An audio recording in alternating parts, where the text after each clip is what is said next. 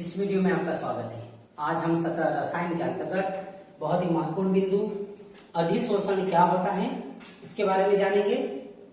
तो आइए जानते हैं। अधिशोषण जानने से पूर्व हम ये जान लेते हैं सतह रसायन क्या होती है। तो रसायन विज्ञान की इस शाखा के अंतर्गत ठोसों के पृष्ठ तल के स्वभाव और पृष्ठ तल पर होने वाले परिवर्तनों का अध्ययन किया जाता है। सतह रसायन कहलाती है, अर्थात रसायन शास्त्र की शाखा के अंतर्गत ठोसों के पृष्ठ तल पर होने वाले जो परिवर्तन होते हैं, स्वभाव है, उनका अध्ययन किया जाता है। सतह रसायन कहलाती है। सतह रसायन के अंतर्गत प्रथम बिंदु हमारा अधिशोषण। तो अधिशोषण क्या है, यह एक महत्वपूर्ण बिंदु है। तो आइए जानते हैं अधिशोषण क्या होता है। तो अधिशोषण एक पृष्ठीय घटना होती है जिसमें ठोसों के पृष्ठ सतह पर द्रव या गैसों का सांद्रण बढ़ जाता है, किंतु अंदर नहीं, सिर्फ पृष्ठीय सतह पर। तो यह घटना अधिशोषण कहलाती है। अर्थात अधिशोषण में ठोसों के पृष्ठ तल पर या पृष्ठ सतह पर द्रव या गैस का सांद्रण बढ़ जाता है, अंदर नहीं। तो यह प्रक्रिया अधिशोषण कहलाती है। आइए हम एक उदाहरण के माध्यम से अधिशोषण को जानें। जब स्याही में चौक को डुबाया जाता है तो स्याही चौक की ऊपरी सतह पर अधिशोषित हो जाती है, किंतु अंदर नहीं। तो यह अधिशोषण का एक महत्वपूर्ण उदाहरण है। इसके बाद हम अधिशोषण में क्या होता है इसके बारे में जानेंगे। तो आइए हम एक उदाहरण के माध्यम से जानें। तो ये मेरे पास बीकर में स्याही है। इस स्याही में हम ये बिल्कुल सफेद चौक डुबाएंगे तो ये स्याही चौक की ऊपरी या पृष्ठीय सतह पर अधिशोषित हो जाएगी, किंतु अंदर नहीं। तो आइए हम इस उदाहरण के माध्यम से जानें। यह हमने चौक स्याही में डुबाया, ये इस प्रकार से। अब इस चौक को हम तोड़ के देखेंगे क्या स्याही अंदर गई या पृष्ठ सतह पर ही है। तो इस प्रकार से ये देखें, चौक को जब हमने स्याही में डुबाया तो स्याही चौक की पृष्ठीय सतह पर अधिशोषित हो गई, किंतु अंदर नहीं। तो यह एक अधिशोषण का महत्वपूर्ण उदाहरण है।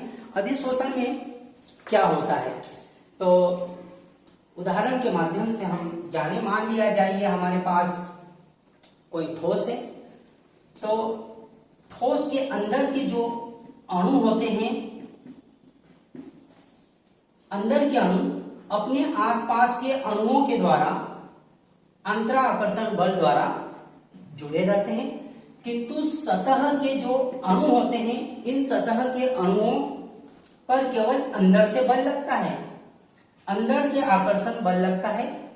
ऊपर के जो अणु होते हैं, अर्थात ठोस के पृष्ठ तल के जो अणु होते हैं, अंदर से एक खिंचाव बल महसूस करते हैं और इस खिंचाव बल के कारण ठोसों के पृष्ठ पर या पृष्ठ सतह पर गैस या द्रव के अणु आकर्षित होकर अधिशोषित हो जाते हैं। अर्थात अंदर के अणुओं में जो आकर्षण बल होता है वो परिणामी बल शून्य हो जाता है, किंतु ठोसों के पृष्ठ सतह पर जो बल लगता है, तो ठोसों के पृष्ठ सतह पर अणु आकर्षण बल महसूस करते हैं, अर्थात अंदर के अणु आकर्षित करते हैं, किंतु ऊपर एकदम ओपन रहते हैं। तो ऐसी स्थिति में सतह के अणु द्रव या गैस के कणों को अपनी सतह पर अधिशोषित कर लेते हैं। तो अधिशोषण में क्या होता है इसके बारे में जाना। अधिशोषण का उदाहरण, तो उदाहरण पर चर्चा कर लेते हैं। यह बहुत महत्वपूर्ण है। उदाहरण, तो सक्रिय चारकोल का उपयोग मीथेन और फास्जिन जैसी विषैली गैसों के अधिशोषण में सक्रिय चारकोल का उपयोग हमने उदाहरण के तौर पर जाना। प्लेटिनम का उपयोग हाइड्रोजन जैसी गैसों का अधिशोषण करने में, प्लेटिनम के द्वारा हाइड्रोजन का अधिशोषण करने में, और सक्रिय चारकोल के द्वारा फास्जीन एवं अमोनिया जैसी विषैली गैसों के अधिशोषण में। हमारे पास यहाँ पर एक बहुत ही महत्वपूर्ण प्रश्न बनता है, वो इस प्रकार से है, कोयले की खदानों में कार्य करने वाले लोग गैस मास्क के रूप में सक्रिय चारकोल का उपयोग करते हैं, क्यों? बहुत ही महत्वपूर्ण प्रश्न है। कोयले की खदानों में कार्य करने वाले लोग या श्रमिक गैस मास्क के रूप में सक्रिय चारकोल का उपयोग करते हैं, क्यों?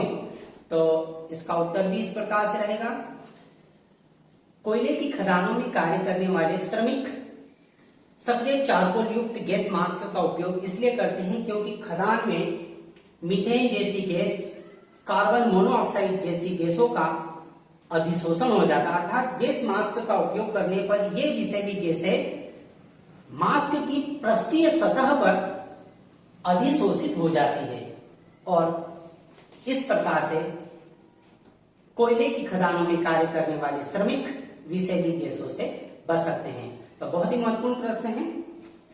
तो आज हमने अधिशोषण क्या होता है, इसके उदाहरण एवं प्रश्न के बारे में जाना और इस प्रकार से महत्वपूर्ण प्रश्न जानेंगे। धन्यवाद।